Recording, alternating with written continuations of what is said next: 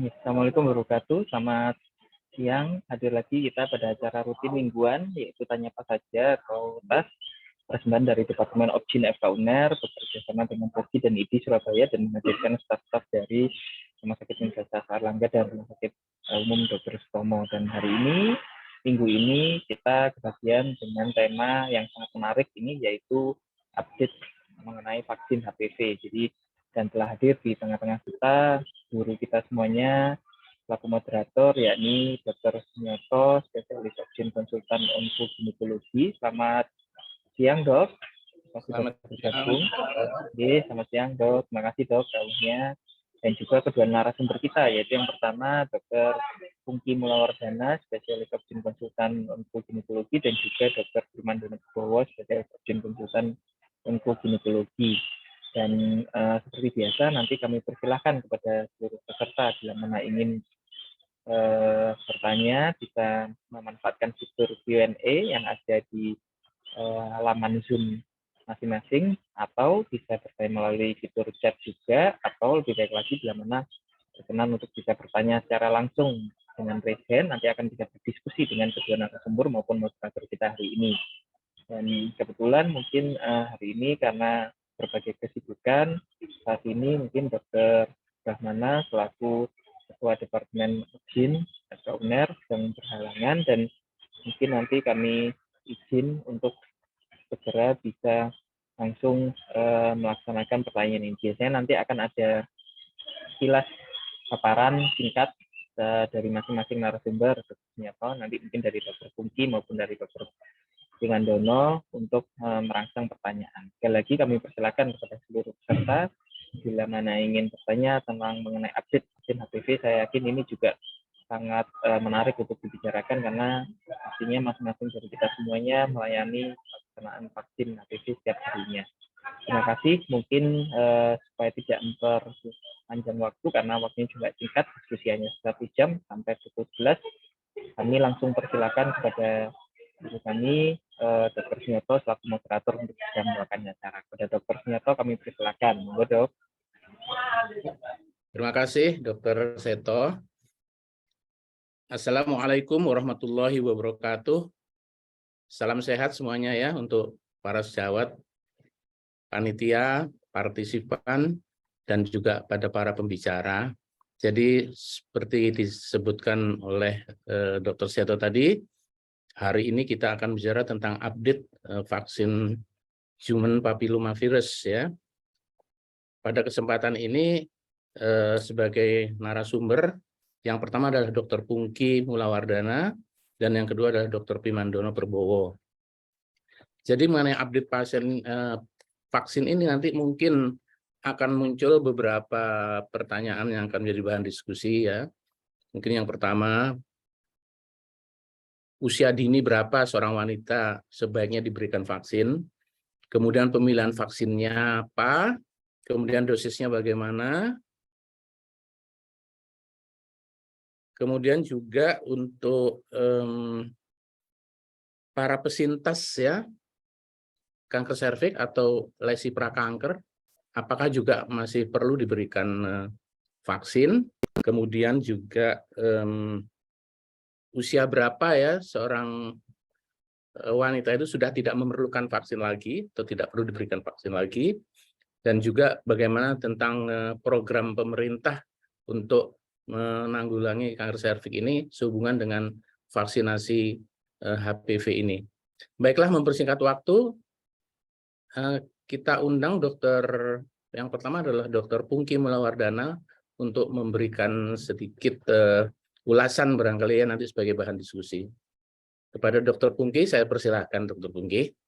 Ya, terima kasih. Selamat siang ya. Assalamualaikum warahmatullahi wabarakatuh. Terima kasih Dr. Sunyoto, guru saya, dan Dr. Pimandono ya. Jadi mungkin bisa share tadi ya, Mbak Frida ya. Ya, ini saya ada sedikit outline aja tentang vaksinasi HPV. Nanti mungkin bisa ditambahkan Dr. Pimandono kalau ada kekurangan di slide ya.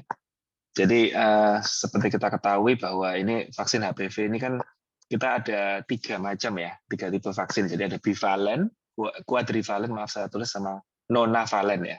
Nah ini seperti kita ketahui bahwa HPV 16-18 ini yang menjadi backbone dari 3 vaksin ini merupakan 70% penyebab kanker serviks. Jadi ini mungkin angka-angka untuk refreshing para teman-teman sejawat ya untuk kita meng-KIE pasien tentang ini. Jadi nah sedangkan nonavalen itu ada tambahan 31, 33, 45, 52 dan 58. Ini adalah memiliki proteksi tambahan 20% kurang lebih dari virus penyebab kanker serviks. Dan jangan lupa bahwa selain kanker serviks, dia juga memiliki proteksi terhadap banyak kanker. Jadi contohnya 90% kanker anal ini karena HPV 16-18, dan juga proporsi besar dari kanker orofaring, vulva, dan vagina. Jadi pada laki juga orofaring dan kanker anal itu juga memiliki peran ya. Dan 6 sama 11 ini 90% kondiloma acuminata. Jadi vaksin ini kita reminding bisa pada laki dan perempuan, walaupun pada negara berkembang yang harga vaksin ini masih cukup tinggi ya. Jadi kita menganggap bahwa vaksin ini sangat mahal untuk pendapatan per kapita negara kita. Jadi mungkin memang dari WHO menyarankan pada negara dengan low social resource disarankan perempuan dulu gitu ya. Tapi sebenarnya pada laki yang mampu dan mau boleh. Terus kemudian jangan lupa bahwa vaksin ini profilaksis ya untuk mencegah infeksi HPV dan lesi karena HPV itu. Masih dikembangkan vaksin terapi tapi masih dalam penelitian. Jadi ini bukan untuk terapi. Jadi kalau misalnya pasien ada infeksi HPV mau divaksin tidak boleh dulu ya untuk saat ini. Dan ini ada suatu studi ya di Amerika ya bahwa kalau semua wanita umur 12 tahun divaksin di negara sana, maka itu akan mencegah 100.000 lesi prakanker dan 3.300 kanker serviks. Jadi sebenarnya sangat beneficial untuk pencegahan kanker serviks ini. Jadi bahkan kita pernah beberapa kali melakukan korespondensi dengan onkolog dari negara maju. Ini kanker serviks di negara maju ini sudah mulai punah ya. Jadi polinya itu sudah jarang kanker serviks. Harapan kita ke depannya dengan vaksin bisa lebih menurunkan angka kanker serviks di Indonesia. Selain juga screening. Slide. Jadi dianggap bahwa vaksin ini lebih penting daripada screening bahkan. Karena vaksinnya diberikan cuma 2 kali atau 3 kali seumur hidup. Jadi ini ada beberapa rekomendasi ya dari AJIP. Ini rekomendasi sebenarnya umur 11-12 tahun. Dapat diberikan paling muda 9 tahun. Ya. Jadi kalau di atas 13 tahun sampai 26 tahun itu artinya catch up. Jadi di beberapa negara maju 11-12 tahun itu adalah saat di mana dia mulai diberikan vaksin, ya program pemerintah. Tapi ada catch up, artinya orang yang mungkin pada saat vaksin ini mulai disosialisasikan sudah berumur di atas 13-26 tahun, jadi itu juga rekomendasi kedua. Terus kemudian di atas 27 tahun, ini tidak rutin rekomendasinya, karena sebenarnya bukan tidak boleh, boleh saja, sebenarnya disarankan ya, tapi untuk suatu negara cost efektifnya rendah. Jadi kecuali kelompok resiko tinggi. Ini ada hubungannya dengan kalau di atas 27 tahun, sangat besar kemungkinan pasiennya sudah seksual aktif, sudah menikah, sudah hubungan seksual. Akhirnya kalau dia sudah pernah kena HPV tipe 16 sebagai contohnya, maka vaksin yang diberikan itu tidak akan memberikan benefit proteksi yang 18. Jadi itu ada angka kejadian seperti itu. Tapi dia masih punya benefit terhadap tipe virus yang lain. Gitu. Cuman kita nggak bisa mendetek seorang wanita ini sudah pernah kena HPV apa saja. Gitu. Jadi ada hubungan dengan itu. Kecuali kelompok risiko tinggi. Ini yang menarik ya. Jadi tenaga kesehatan, kita mungkin melakukan lip counter, ya. Lip counter atau mungkin bahkan operasi kanker serviks ya. Ini gasnya itu memiliki resiko HPV. Jadi spread HPV ke nasofaring kita. Jadi mungkin disarankan pakai yang N95 ya, yang betul-betul kedap. Walaupun misalnya kita melakukan hysterektomi total atau seksio, kita tidak bisa tahu bahwa sel vaginanya atau uterusnya tidak bebas dari HPV. Jadi segala macam HPV itu bisa masuk ke orofaring kita. Dan juga resiko HPV tinggi lainnya, contohnya pada pasien di mana angka kemungkinan infeksi HPV sangat tinggi, multiple sexual partner dan segala macam. Jadi ada rekomendasi khusus. Jadi kalau dari WHO sendiri, vaksinasi HPV 9-14 tahun itu ya, sebenarnya disarankan sebelum sexual debut. Jadi 19 tahun, jadi aturan pakainya 0, kemudian yang pemberian pertama 0, kemudian kedua 6 sampai 12 bulan. Jadi bisa diberikan 12 bulan. Di kita, di beberapa kota, mungkin Surabaya ini, anak saya kemarin SD itu sudah diberikan kelas 5 sama kelas 6, jadi mengikuti bias Jadi saya rasa sudah sesuai dengan rekomendasi WHO. Nah, kalau di atas 15 tahun itu 3 kali pemberian. Ya. Alasannya adalah sudah ada studi yang membuktikan bahwa umur 9 sampai 14 tahun dengan 2 kali pemberian angka serokonversinya sama dengan yang di atas 15 tahun 3 kali. Kalau pada kelompok imunokompromis, contohnya HIV dan segala macam ya, atau kanker atau pemberian terapi imunosupresan, maka pada kelompok usia berapapun 3 kali pemberian, jadi 0, kemudian 1 atau 2 dan 6 bulan. Jadi seperti itu. Nah ini ada sebenarnya update-nya itu nggak banyak ya, update-nya itu hanya ini ya, tahun 2023 Indonesia ini akan launching nonavalen. Nah, cuman yang harus dipahami adalah nanti mungkin begitu muncul ada beberapa orang yang tanya, dok saya sudah vaksin bivalen, quadrivalen, saya perlu nanovalen lagi apa enggak dok? Manis no problem ya misalnya. Tapi kenyataannya kalau dari rekomendasi WHO itu tidak direkomendasi karena revaksinasi dengan nonavalen itu hanya marginal benefit. Jadi secara umum tidak direkomendasikan. Tapi kalau mau boleh dan aman. Cuman ya memang tidak direkomendasikan seperti itu. Nah ini sebagai gambaran di Amerika sejak tahun 2017 onward itu hanya ada nonavalen. Jadi nonavalen ini baru masuk Indonesia 2023. Jadi bagi yang belum vaksin silakan. Sedangkan vaksin yang diberikan di sekolah itu sebenarnya vaksin yang isinya quadrivalen. Cuman dia off bundling ya, jadi supaya lebih murah. Slide. Jadi ini efikasi ya, ini juga dok how efektif ya. Kalau serokonversinya itu pada wanita 93 sampai 100%, pada pria lebih tinggi lagi, tapi pada pria maksimal 26 tahun juga ya. Kemudian efikasi untuk, nah kalau misalnya ditanya dok bagaimana efektif untuk mencegah kanker serviks atau lesi prakanker, yang dipakai patokan itu selalu mencegah CIN2 dan ke atas, baik juga VIN maupun VAIN, jadi lesi prakanker pada vagina maupun pada vulva. Nah, pada kelompok HPV naif itu efikasinya 97 sampai 100%. Tapi pada semua populasi ini angkanya bervariasi 44 sampai 60%. Semua populasi itu maksudnya menghitung yang HPV naif dan yang HPV yang tidak HPV naif, artinya sudah menikah, sudah hubungan seksual dan segala macam. Jadi memang ini nomor satu, vaksin ini target utamanya adalah HPV naif pada kelompok usia yang belum reproduksi. Jadi misalnya ada seorang ibu sama anak, dok saya punya dana cuma satu buat anak saya apa buat saya, mending anaknya dulu karena anaknya itu yang adalah target utama dari vaksin, setelah itu baru ibunya. Jadi ini kesimpulan saya. Dan ini masih kadang-kadang mesti tanyakan dok bahaya nggak virus itu, bahaya nggak vaksin ini? Vaksin ini virus like particle, tidak ada materi genetiknya, jadi safe.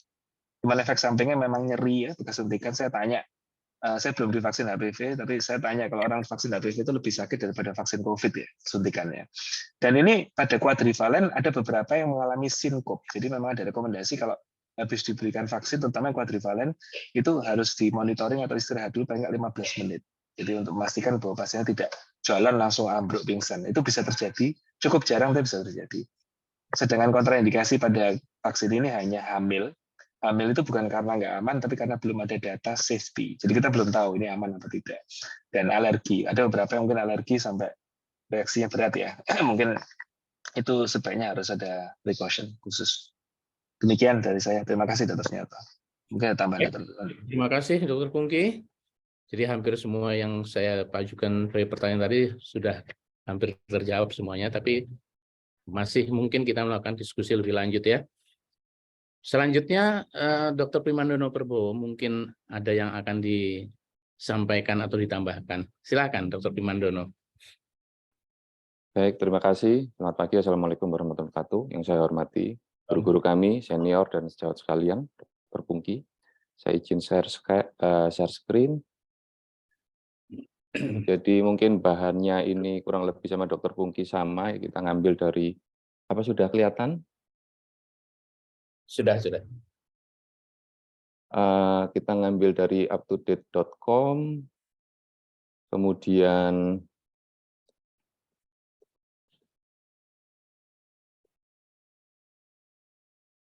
saya izin ya. Sudah kelihatan Dr. Senyato? Sudah, silakan lanjut. Jadi yang tadi dikatakan Dr. Pungki memang mengapa nanti akan keluar nonavalen ya. Jadi 9 virus yang akan di-cover karena tidak wajib dikatakan Mengapa? Karena ternyata tambahannya itu adalah tipe 31, 33, 45, 52, 58. Nah, 5 tipe ini ternyata hanya menyumbang 20%. Ya. Jadi memang kalau sudah vaksin mengcover 16 sama 18, sudah tidak wajib atau tidak direkomendasikan untuk menambah menjadi vaksin untuk 9 virus. Jadi penyebabnya karena 5 virus ini hanya menyumbang 20% saja. Ini tadi sudah dikatakan Dr. Pungki. Jadi saya menambahkan untuk mekanisme kerjanya saja. Jadi vaksin HPV ini mengandung protein L1 HPV, virus HPV.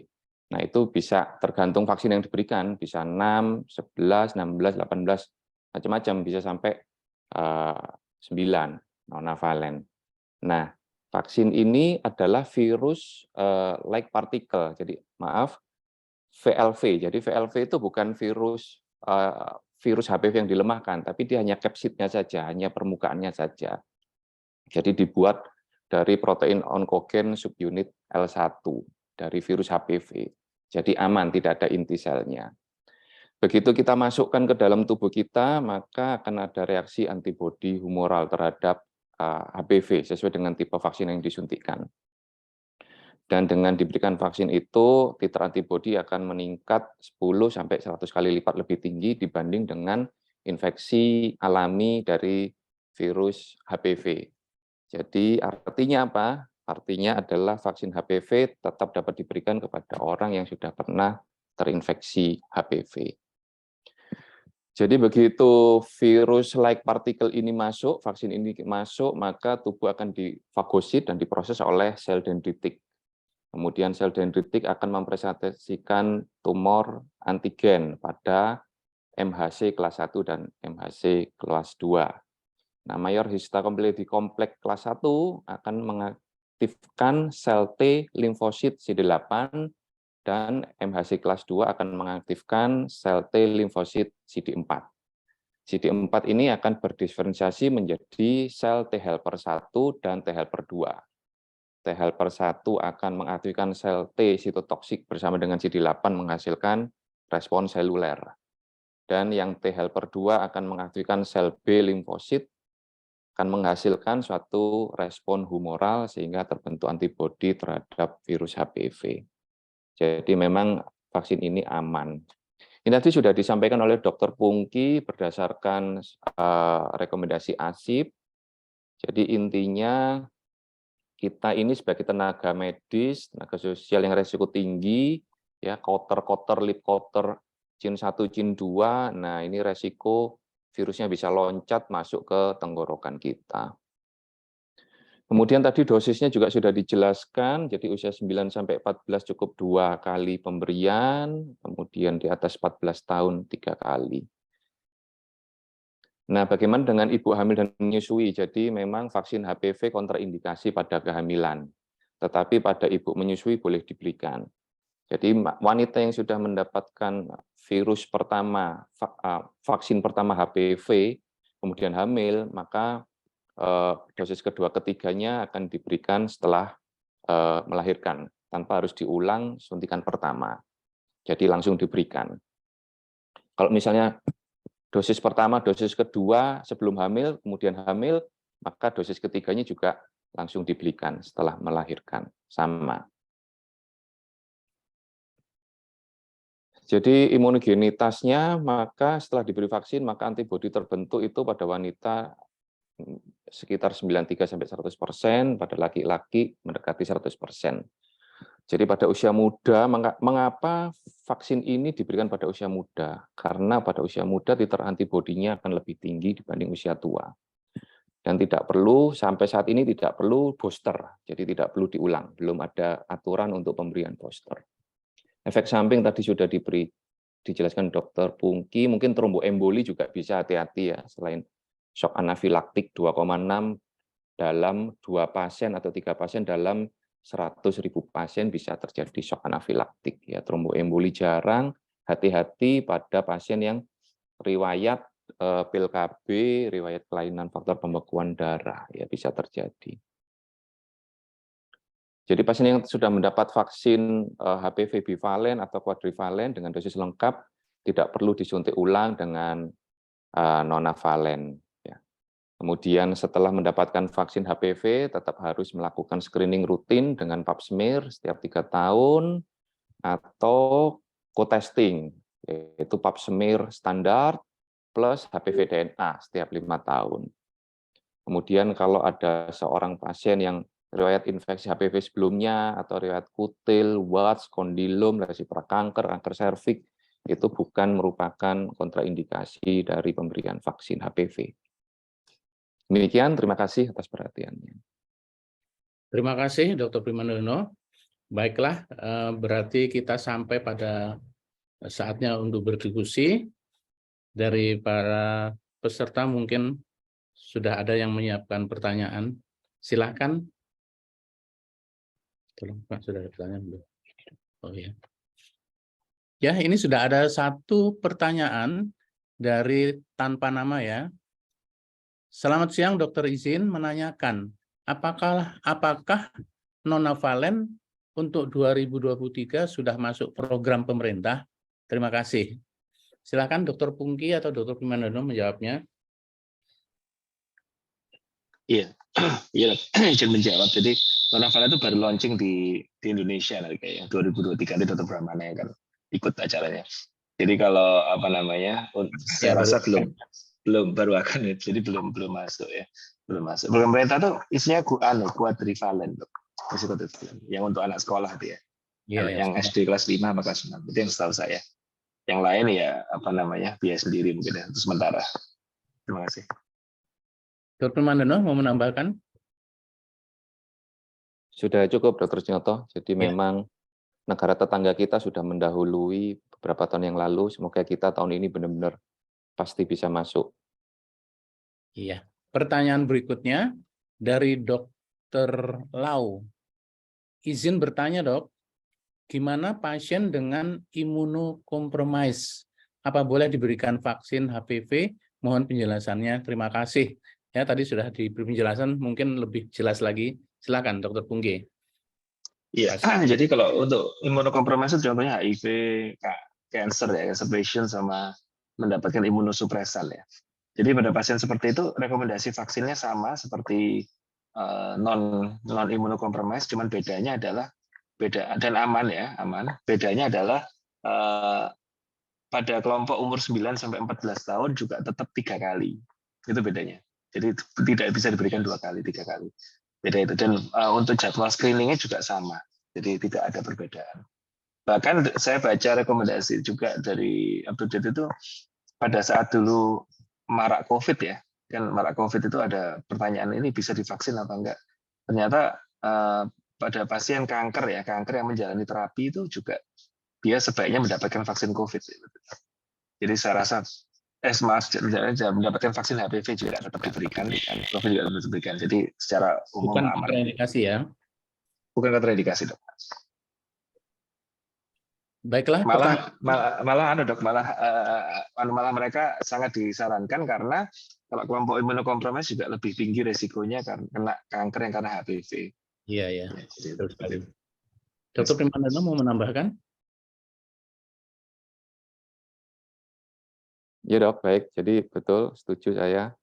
Intinya imunokompromis, termasuk HIV, juga yang transplantasi organ, yang memakai obat-obat steroid, obat-obat seperti imuran juga, langsung diberikan 3 dosis, tidak melihat usia. Jadi tidak ada perbedaan dengan yang lain. Jadi kapanpun, anytime, begitu ingin atau begitu tahu kalau itu imunokompromis bisa langsung diberikan.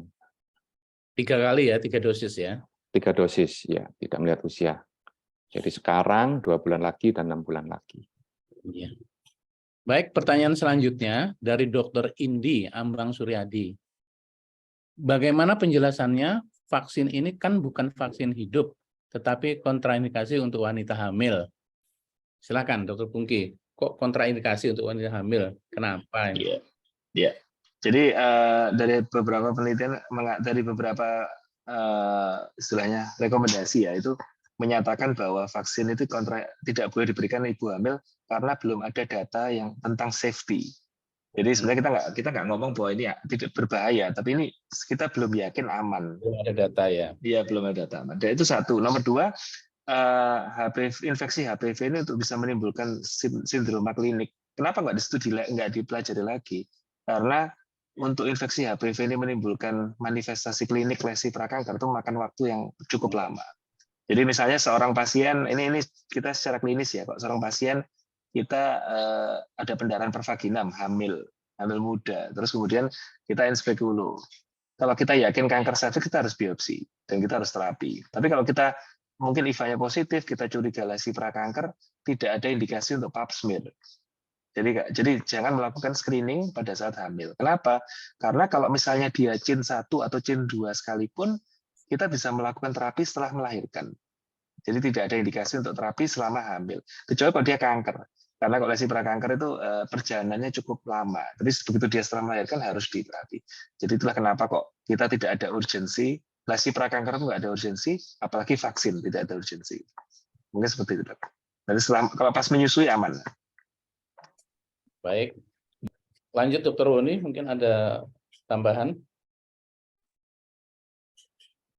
Ya dok, jadi yang tadi kami sampaikan bahwa vaksin HPV itu mengandung protein L1 dari virus HPV, tipe-tipe yang kita suntikan.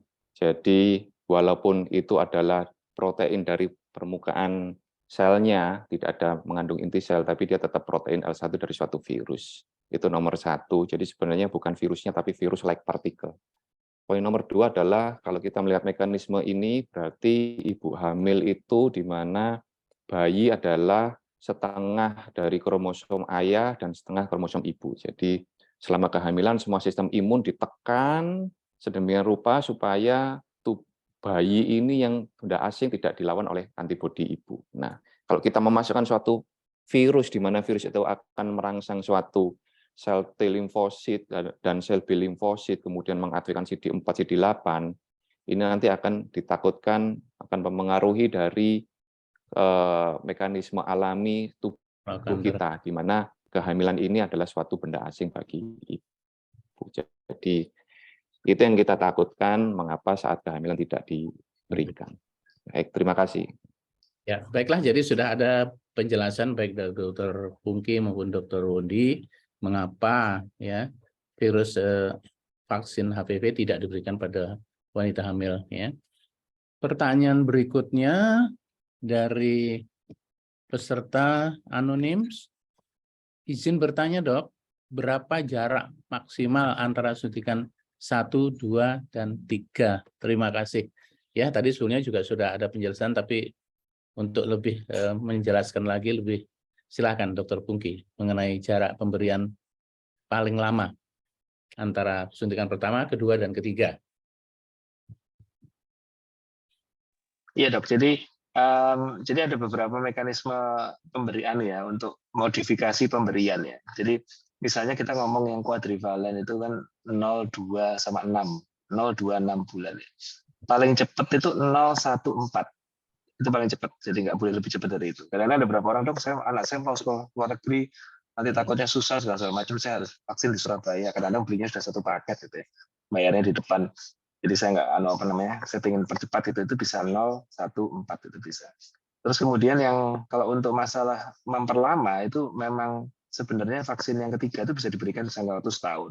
Jadi sebagai contoh misalnya yang klasik adalah vaksin pertama, vaksin kedua, vaksin pertama, vaksin kedua ya. Terus kemudian vaksin ketiga hamil.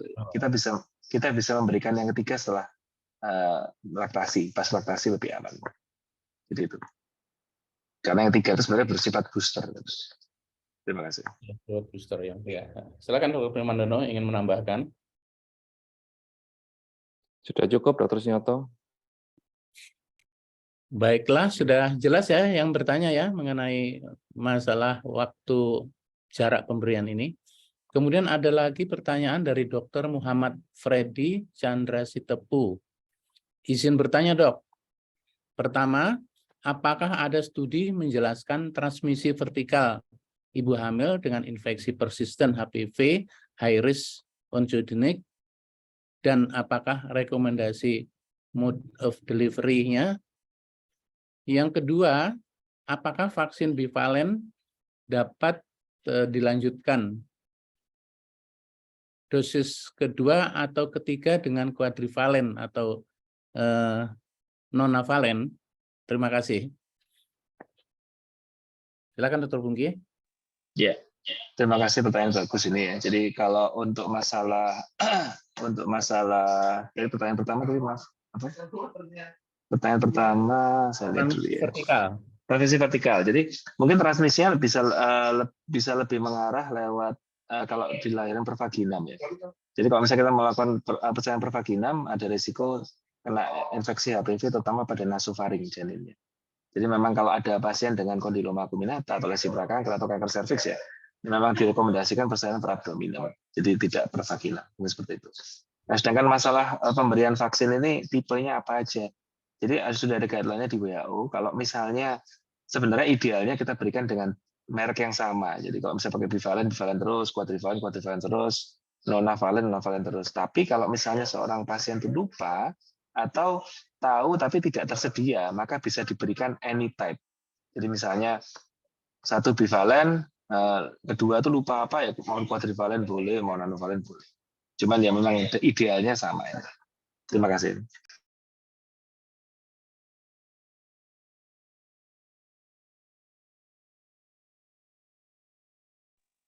Maaf dari host, saya yang mati atau dokter Nyoto yang mati ya? Dari dokter Sunyoto, dokter. Terus Nyoto ya?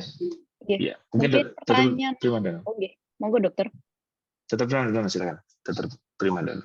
Ya, baik, setuju dengan Dr. Pungki. Jadi memang kalau lagi aktif-aktifnya HPV positif pada serviks, kemudian partus melahirkan, ya kita anggap sama seperti virus HIV, di mana kalau sudah lebih dari, misalnya ketuban pecah duluan ya, lebih dari 6 jam, ternyata tidak ada bedanya. Jadi tergantung juga ketubannya sudah pecah atau belum. Tapi intinya partus normal akan lebih meningkatkan lecet-lecet, nah luka-luka di sekitar organ-organ jalan lahir, dan virus HPV ini suka pada tempat-tempat tertentu ya, mukosa tubuh, apalagi kalau sudah ada luka lecet, dia akan lebih mudah masuk. Terus kemudian yang lain kurang lebih sama dengan Dr. Pungki. Ya.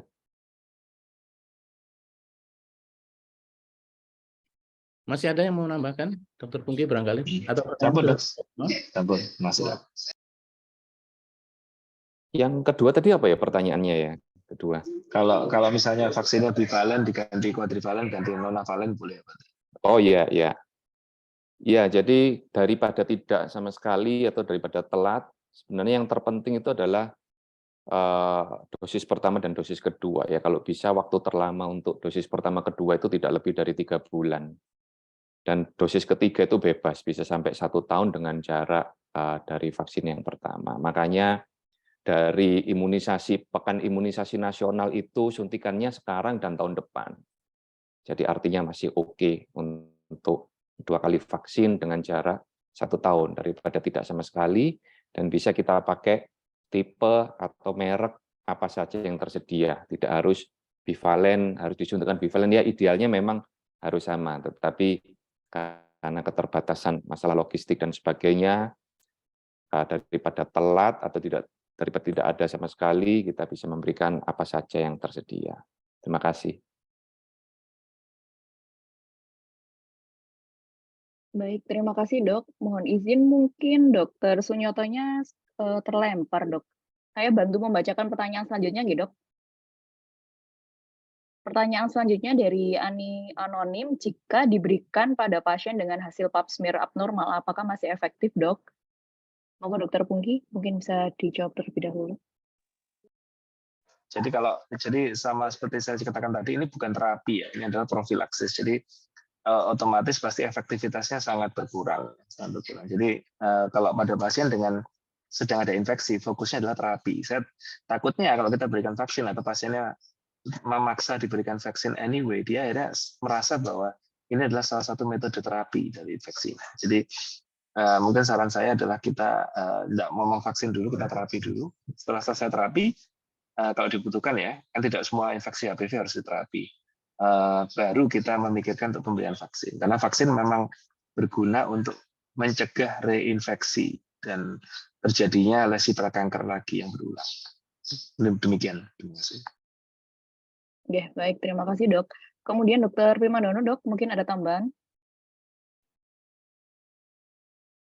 Ya, jadi memang kalau memang sedang infeksi akut, berarti harus diobati dulu. Ya, Jin 1 bisa hanya dengan Holter, Jin 2, Jin 3 kita lip Holter. Harus ada jaringan patologi anatomi kalau bisa memastikan bahwa itu memang benar-benar Jin 2, Jin 3 di seluruh area dari serviks. Kemudian kapan kita memberikan vaksin? Ya setelah sembuh ya. Setelah sembuh dinyatakan baik, oke aman. Jadi kalau dari pernyataan ini riwayat infeksi HPV sebelumnya, kutil, wart, kondiloma, cengkeh ayam, lesi prakanker, kanker serviks itu bisa untuk pemberian vaksin HPV selanjutnya. Tapi intinya kalau lagi aktif-aktifnya ya kita obati dulu. Ya, demikian. Terima kasih. Terima kasih, Dokter. Kemudian pertanyaan selanjutnya dari anonim lagi, ya, Dok. Selamat siang, Dokter. Izin bertanya, apabila pasien alergi dengan vaksinasi HPV, sedangkan pasien tetap mau suntik vaksin, apa solusinya? Dan apakah boleh tetap suntik vaksin atau bagaimana, Dok? Terima kasih. Saya mohon maaf ya, terputus ini tadi koneksinya. Silakan Baik, lanjut. Dokter. Silakan, Dokter. Ya, terima kasih. Jadi sebenarnya tidak ada jawaban yang clear cut tentang ini ya di beberapa rekomendasi. Cuman pada pasien yang dengan riwayat alergi, otomatis ada risiko alergi berulang. Alergi itu bisa mulai dari urtikaria, sesek, sampai Stephen Johnson ya, walaupun sampai shock gitu. Itu yang harus diperhatikan. Jadi pasien harus tahu risiko sama benefitnya. Mungkin ada baiknya mungkin kalau misalnya memang dia yang pertama alergi diberikan dengan merek yang lain, karena obat itu kan ada zat aktifnya, ada pelarutnya dan segala macam. Kadang-kadang yang alergi bisa sama pelarutnya. Jadi mungkin ini personal opini saya. Jadi saya belum ada rekomendasi yang menyatakan hal ini. Cuman memang harus hati-hati pada pasien yang riwayat alergi. Jadi kita harus KIE benar ya, karena alergi itu bisa sampai jelek sekali ya. Jadi jangan sampai, walaupun kita memberikan paracetamol bisa sampai alergi bisa. Jadi apalagi sudah pernah riwayat, itu harus hati-hati. Terima kasih. Betul sekali, Dr. Pungki. Dan memang masalah alergi itu gampang-gampang sulit ya. Mulai dari yang sangat ringan sampai yang sangat parah sekali. Jadi kita tetap harus hati-hati. Dr. Primandono mungkin ingin menambahkan pertanyaan berikutnya. Iya, baik. Terima kasih. Jadi memang sama seperti Dr. Pungki. Intinya kalau dia alergi apa dulu? Kalau alergi dari satu merek vaksin, ya bisa kita coba dengan merek yang lain, tapi kita juga melakukan universal precaution, misalnya minum obat-obat metil dexamethasone atau yang lebih kuat lagi adalah metil prednisolon tablet, ya atau suntik injeksi, ya kita tetap waspada karena memang rekomendasinya tidak ada karena yang saat ini beredar hanya di 3 tipe vaksin saja. Jadi kalau sampai akhirnya atau kita coba sedikit dulu ya kalau perlu. Jadi tidak langsung semuanya kita berikan. Nggak ada masalah. Jadi perlu di KIE bahwa ada resiko sampai pingsan atau shock anafilaktis bahkan Stephen Johnson. Demikian, terima kasih. Jadi tetap harus berhati-hati ya. Jadi anamnesa tetap dilakukan ya untuk mengenai masalah alergi ini. Dr. Firda mungkin di situ ada terbaca pertanyaan Dr. Firda. Kebetulan tempat saya kok kosong ini ada. Baik, Dok. Saya bantu bacakan, ya, Dok. Untuk pertanyaan selanjutnya dari Dr. Pujo, pertanyaannya adalah lesi prakanker yang sudah diterapi, apakah boleh dan perlu divaksinasi? Pertanyaannya sama seperti yang anonim yang tadi, ya, Dok. Nih, monggo, Dokter. Silakan, Dr. Pungki. Ya, jadi kalau pada pasien yang pada pasien lesi prakanker ada 2 kelompok, ada yang butuh terapi, ada yang nggak butuh terapi. Kalau dia butuh terapi, setelah diterapi kan kita harus melakukan cek pasca terapi ya, misalnya contohnya CIN 2 dilakukan lip counter, kita mungkin 3 bulan setelahnya kita melakukan pap smear ya, pap smear atau HPV juga boleh. Kalau dua-duanya negatif, maka pasiennya dinyatakan sembuh. Begitu dinyatakan sembuh, kita bisa memberikan vaksinasi ulangan. Kita memberikan vaksinasi untuk pasiennya. Untuk kita bisa menjelaskan bahwa ada benefit untuk mengurangi resiko kejadian infeksi HPV, terutama tipe yang belum dia kena. Jadi kita harus menjelaskan bahwa mungkin kalau dia sudah pernah kena 16, berarti kalau kita berikan bivalen misalnya ya, kita bisa memberikan proteksi terhadap tipe 18. Itu yang kita jelaskan kepada pasien. Satu, terus kemudian ya dia dan otomatis harusnya sedikit banyak akan mengurangi risiko terjadinya lesi prakanker di kemudian hari. Tapi jangan pernah diberikan selagi dia masih harus diterapi atau dalam observasi. Terima kasih, Dok. Dr. Primanando ingin menambahkan, silakan. Baik, Dok. Jadi kalau kita lihat dari share yang tadi adalah kalau kita masih aktif, berarti diobati dulu sampai sembuh. Begitu dia menjadi diagnosa riwayat, berarti masih bisa diobati atas pertimbangan bahwa titer antibodi yang dihasilkan oleh vaksin ini 10-100 kali lipat lebih tinggi dibanding pada infeksi alami. Jadi orang yang tadi itu adalah suatu infeksi alami, sudah kena CIN 1, CIN 2, CIN 3, sehingga bisa vaksin tetap kita berikan pada kasus-kasus seperti itu. Baik, terima kasih. Ya, jadi walaupun mereka sudah pernah terkena virus ini, memang juga terjadi antibodi, tapi tidak tinggi, sehingga masih perlu vaksinasi untuk melipat gandakan antibodinya ya. Baiklah, Dr. Firda, silakan lanjut, Bu Firda. Ya, saya enggak nampak ini pertanyaan-pertanyaan. Oh, baik, Dokter. Ini pertanyaan selanjutnya dari Dr. Imade Budiarta. Di daerah listrik sering mati, berapa lama vaksin bisa bertahan di suhu ruangan?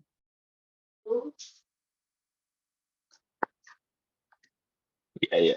Jadi Kenapa, mungkin Dokter? itu ya mungkin harus baca etiket dari obatnya dulu ya. Saya juga belum pernah baca etiket obatnya masalah handling ya.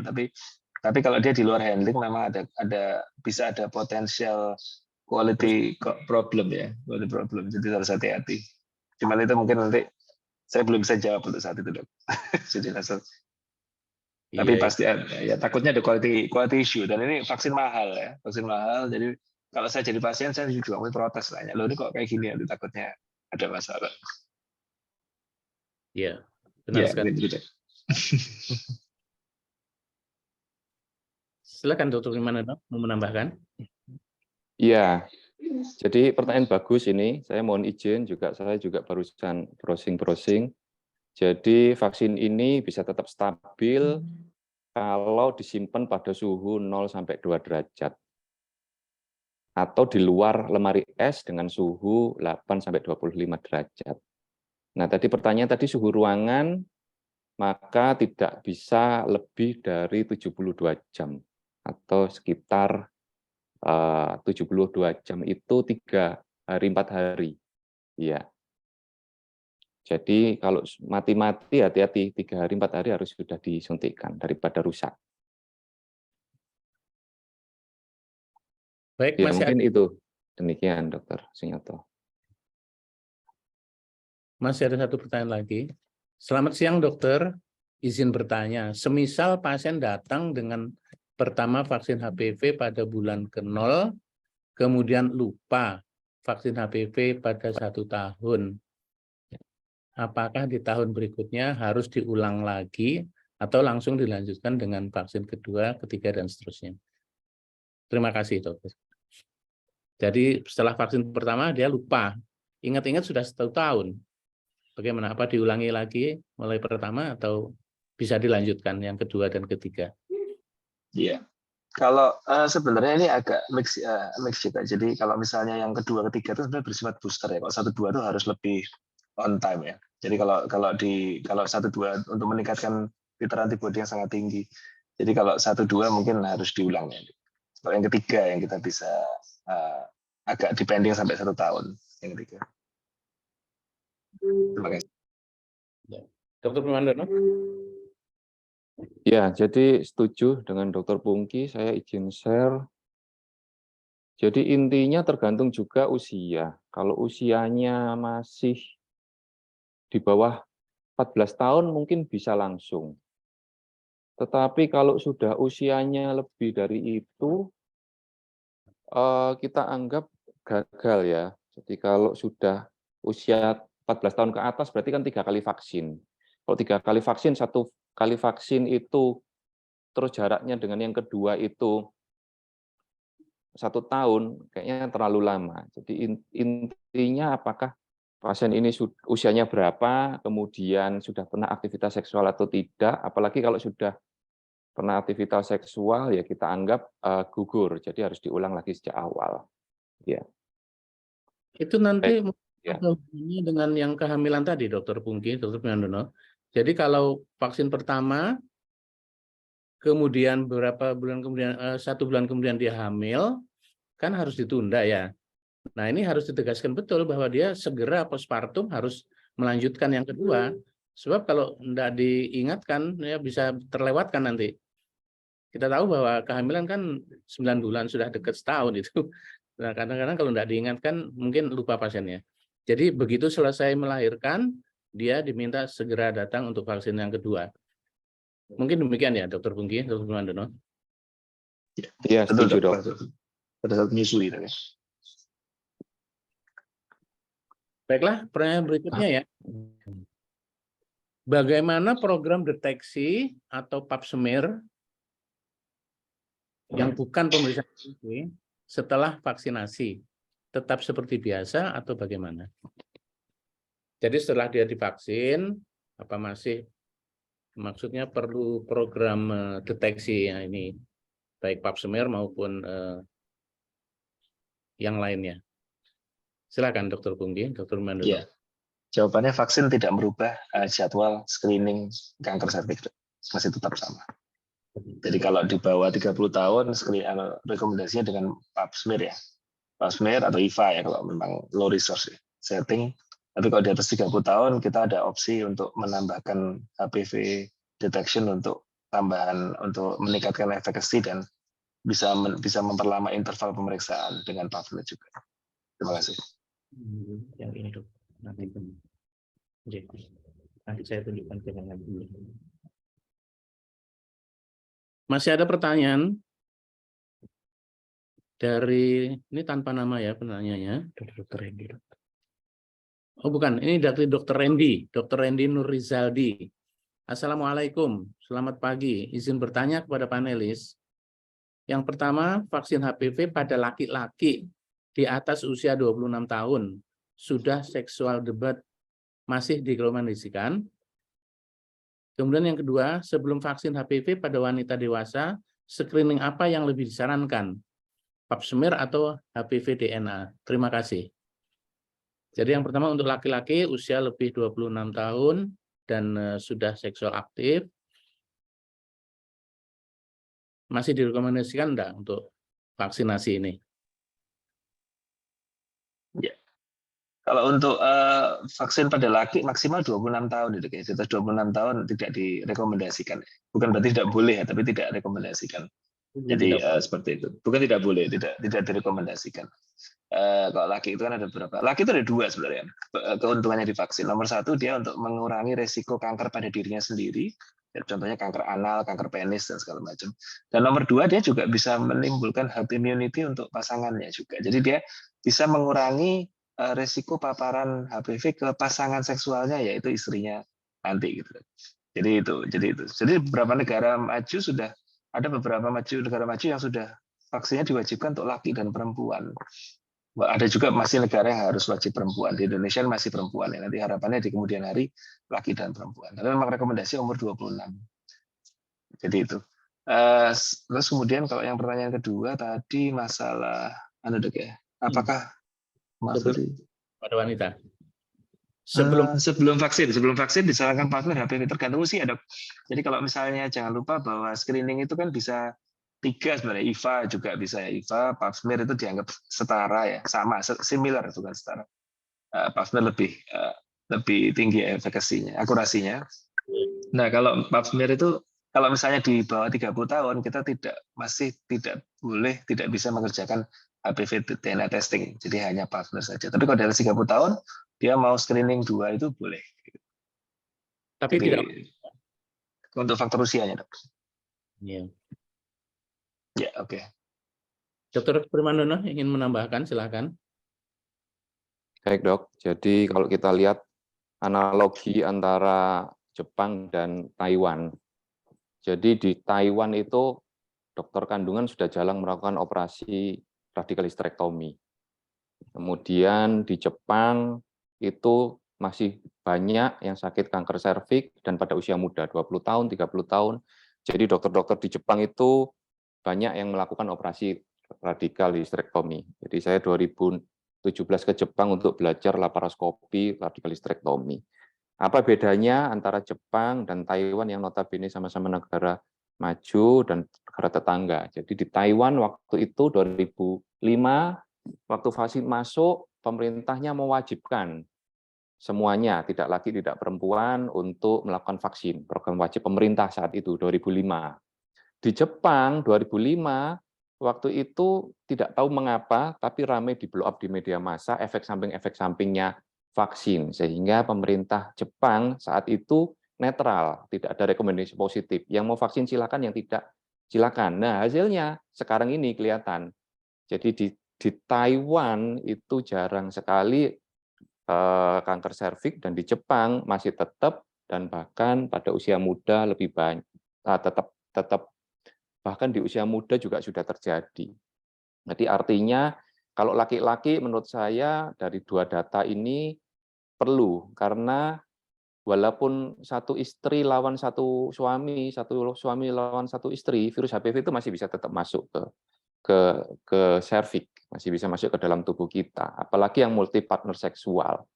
Jadi artinya kalau sudah menikah memang harus di-screening dulu dengan pap smear kalau usia di bawah 30 tahun, atau dengan pap smear dan HPV DNA pada usia di atas 35 tahun atau di atas 30 tahun. Mengapa? Karena kalau kita melakukan HPV DNA tes di bawah 30 tahun, di mana usia 20 dan 30 tahun ini masih aktivitas seksualnya tinggi, biasanya sebagian besar HPV DNA-nya positif, sehingga kita menunggu sampai 5 tahun ke depan. Jadi kalau sampai orang umur 35 HPV DNA-nya masih positif, itu hati-hati.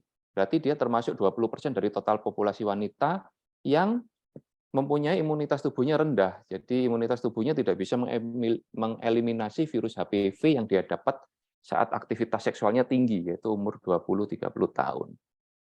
Sehingga dari itu aturan pemeriksaan HPV DNA itu akan kita lakukan biasanya di atas 30 tahun atau di atas 35 tahun. Dan itu akan, vaksinasi pada pria akan menyumbangkan dari hal ini. Jadi tetap perlu. Demikian, Dr. Sunyoto. Baik.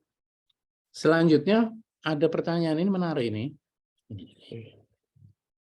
Dari tanpa nama, izin bertanya dok, bila setelah vaksin, jadi bila setelah vaksin, ternyata teridentifikasi kanker serviks stadium 1, apakah setelah dilakukan terapi kansernya perlu dilakukan vaksin lagi? Terima kasih. Jadi setelah vaksin, kemudian teridentifikasi dia ada serviks stadium 1. Kemudian setelah terapi, perlu enggak divaksin lagi? Silakan Dr. Pungki. Ya, terima kasih dok. Jadi ini pertanyaannya tergantung terapinya sebenarnya. Kalau pas pada kanker serviks stadium 1 kan terapinya eksisi, kita bisa melakukan operasi. Kalau 1A, 1 kita masih bisa kolisasi ya. Tapi kalau pada stadium 1 yang sudah visible 1A, 1B atau stadium 2 kita melakukan operasi radikalistektomi. Jadi sebenarnya setelah radikalistektomi pasiennya tidak memiliki serviks, otomatis sekarang kita tinggal nunggu 5-year survival-nya gimana dan segala macam. Jadi vaksin itu bukan suatu perhatian khusus. Tapi kalau misalnya pasien sudah berhasil menjalani itu, saya rasa vaksin itu sebenarnya masih ada benefitnya untuk penyakit lain. Jadi contohnya vulva. Jadi beliau punya vulva, beliau punya vagina, serviks sudah nggak punya. Terus kemudian kanker yang lain, nasofaring dan segala macam. Jadi ada benefitnya. Tapi kita ngomong bahwa untuk serviks mungkin sudah tidak diperlukan lagi kan, serviksnya sudah diambil. Jadi kita malah harus fokus sama treatmentnya. Kalau operasi kan bisa radikal saja cukup, ada resiko rekurensi, nanti radiasi dan segala macam. Jadi mungkin itu ternyata. Terima kasih. Baik, silakan Dr. Primandono menambahkan. Baik, dokter. Jadi memang kalau riwayat kanker serviks sudah jelas di sini kita highlight bahwa riwayat infeksi HPV sebelumnya, kutil, wart, lesi prakanker, kanker serviks bukan merupakan indikasi pemberian vaksin HPV. Nah, pertanyaannya adalah sebelumnya sudah vaksin HPV kemudian sakit kanker serviks. Ya memang masih bisa karena di dunia kedokteran tidak ada suatu vaksin yang melindungi kita 100%. Jadi walaupun sudah vaksin, tetap di KIE ke pasien bahwa tidak bisa mengcover 100%. Ya, biasanya ya antara 90-95%, masih ada kemungkinan di bawah 10% untuk terkena kanker serviks. Sehingga kalau memang itu akhirnya kena, berarti dari virus lain yang belum di-cover oleh vaksin tersebut. Bisa tipe 31, 33, 45, 52, 58, dan sebagainya. Nah, kemudian kalau ternyata tipe stadium 1 kan berarti memang sudah tidak ada serviksnya ya, kita terapi kan radikal histerektomi. Jadi saya setuju dengan pendapatnya Dr. Pungki, vaksin masih tetap efektif untuk melindungi dari kanker vulva dan kanker vagina, di mana kanker vulva vagina itu 50% penyumbangnya adalah virus HPV. Jadi virus HPV tidak hanya kena pada serviks, tapi juga pada vulva vagina. Demikian, Dr. Sunyoto. Atau mungkin sebetulnya sebelum dia divaksin, itu sudah ada lesi kanker yang tidak terdeteksi. Mungkin demikian. Sehingga walaupun sudah divaksin, ya tetap aja dia kena. Kira-kira begitu, Ya. Dok? Ya, kemungkinannya? Ya, bisa. Jadi makanya itu gunanya kalau sudah menikah, perlu benar-benar kita screening dulu. Pap smear dan HPV DNA. Apakah memastikan bahwa benar-benar penyakit itu terjadi sebelum atau setelah vaksin. Ya. Baiklah, masih ada pertanyaan berikut dari Dr. Fani Priyonugroho. Assalamualaikum. Setelah diberikan vaksin, bisa memberikan perlindungan sampai berapa lama? Apakah perlu diulang atau booster setelah berapa tahun kemudian? Ya, terima kasih dok. Jadi penelitian yang paling lama itu penelitian Nordik itu belasan tahun ya, saya lupa 15 tahun atau berapa tahun. Jadi kita tuh onkolog setiap tahun pasti dapat update-nya tiap tahun. Oh ini setiap tahun dicek antibodinya masih tinggi, antibodi masih tinggi, masih tinggi. Jadi artinya orang yang pertama kali diinisiasi penelitian untuk vaksin HPV ini dari sekitar 15 tahun sampai sekarang kadar titer antibodinya masih tinggi. Artinya belum ada rekomendasi booster. Jadi kita jawabnya bukan seumur hidup ya, belum ada rekomendasi. Jadi saat ini belum perlu diulang. Terima kasih. Ya mungkin nanti suatu saat barangkali kalau memang diperlukan booster ya perlu mungkin pemeriksaan titer antibodinya ya. Ya. Sedangkan pemeriksaan titer antibodi itu tidak dikeluarkan secara komersial. Jadi kalau misalnya pasien tanya, dok, saya kalau mau ngecek kadar antibodi gimana dok? Kayak COVID kan bisa dicek antibodinya. Tapi untuk yang HPV ini karena efekasi serokonversi yang sangat tinggi, maka memang kit pemeriksaan antibodi itu hanya untuk penelitian klinik. Jadi tidak untuk komersil. Jadi kita nggak bisa ngecek kalau misalnya ke laboratorium apa untuk cek nggak bisa. Jadi atas dasar itu dianggap tidak diperlukan. Terima kasih, Dok. Dr. Primandono mau menambahkan? Ya, jadi memang saat ini dikatakan secara pengumuman internasional belum diperlukan booster. Berarti waktu pertama kali 2005 sampai 2013 ini sudah 15 tahun ya, 15-17 tahun, berarti masih aman, masih kuat. Jadi tidak perlu dilakukan suntikan booster pada vaksin HPV untuk sampai 17 tahun. Ya, masih tinggi titernya, di mana kita tahu bahwa titer pada wanita setelah imunogenitasnya sekitar 93 sampai 100%, pada laki-laki 99 sampai 100%. Demikian, Dr. Sunyoto. Masih banyak ya pertanyaan, tapi ini saya sampaikan satu lagi aja karena keterbatasan waktu kita. Satu pertanyaan dari Dr. Bambang Ari. Dikatakan mahal, berapa kira-kira biaya atau harga per kali suntik? Di mana vaksinasinya? Di vaskes pertama atau harus di tempat yang lain? Apakah di fase pertama rencananya akan disediakan juga vaksin ini? Silakan Dr. Pungki. Iya, untuk vaksin ini saya rasa di hampir semua SPOG ada ya, kayak rumah sakit, SPOG. Ada beberapa yang bisa beli banyak sehingga bisa memberi harga paketan, ada yang paketan sama pap smearnya juga dan segala macam. Jadi kadang-kadang saya pasien suruh milih aja tuh mau di mana yang murah gitu. Yang paling murah. Isinya kan sama, cuma ada 3 tipe. Sekarang 2 tipe ya, 2 tipe vaksin yang beredar di Indonesia. Jadi kalau masalah di puskesmas segala macam, saya mungkin pernah dengar ada puskesmas yang menyediakan, cuma obatnya mahal. Mahal itu di atas 1 juta kalau salah harganya. Masih sekali pemberian, dok ya. Itu kan pendapatan per kapita Indonesia cukup tinggi. Jadi tapi kalau memang mau ya bisa diberikan, monggo silakan. Ini saya rasa semua bisa menyuntikkan, bidan pun juga boleh menyuntikkan. Selama indikasinya tepat ya, artinya harus dikonseling dulu. Jangan lupa kalau memang dia sudah sexual debut, sudah ada indikasi untuk screening, di screening dulu. Kita tidak mau memberi vaksin pada orang yang lesi peradangan atau kanker.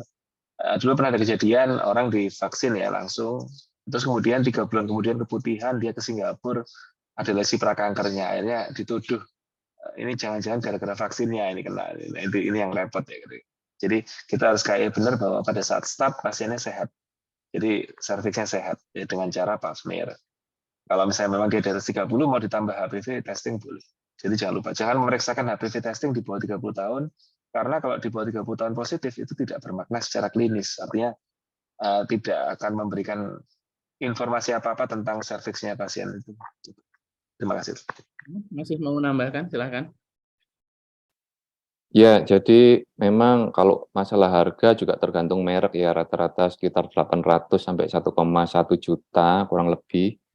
Kemudian kalau pas ikut pekan imunisasi nasional, mungkin pas tersedia di vaskes tingkat 1 atau di puskesmas, atau kadang-kadang orang-orang puskesmas, vaskes tingkat 1 datang ke sekolah-sekolah, anak-anak di sekitar tertentu. Jadi memang untuk saat ini variasi harganya macam-macam. Ya. Baiklah, saudara sekalian, karena keterbatasan waktu juga, ini sudah jam 11 ya, jadi sudah selesai acara kita. Untuk yang bertanya tapi belum terjawab, mohon maaf. Mungkin nanti bisa langsung menghubungi para narasumber ya. Kemudian yang pertanyaan yang sudah terjawab mudah-mudahan cukup memuaskan sehingga dapat memberikan pengetahuan kepada kita semua. Saya kira demikian acara hari ini. Terima kasih Dr. Pungki, terima kasih Dr. Primandono Prabowo. Saya kembali. Terima kasih. Dr. Seto atau Dr. Firda ya. Sekian, wassalamualaikum warahmatullahi wabarakatuh. Salam sehat. Waalaikumsalam warahmatullahi wabarakatuh. Alhamdulillahirabbil alamin. Saat ini sudah menunjukkan pukul 11 lewat, yang menandakan waktu webinar juga telah habis. Baik, terima kasih banyak saya ucapkan kepada Dr. Sunyoto, Dr. Primandono, dan Dr. Pungki atas waktu dan ilmu yang diberikan kepada kami semua ya dok. Kemudian kepada para peserta, jangan lupa untuk menyaksikan acara Tanya Apa Saja seri selanjutnya yang tidak kalah menarik dari Divisi Uroginekologi Rekonstruksi Rumah Sakit Umum Dr. Sutomo Surabaya. Baik, mohon izin saya tutup acara atas pada hari ini. Terima kasih atas partisipasinya. Wassalamualaikum warahmatullahi wabarakatuh. Terima kasih dokter. Waalaikumsalam warahmatullahi wabarakatuh. Terima kasih.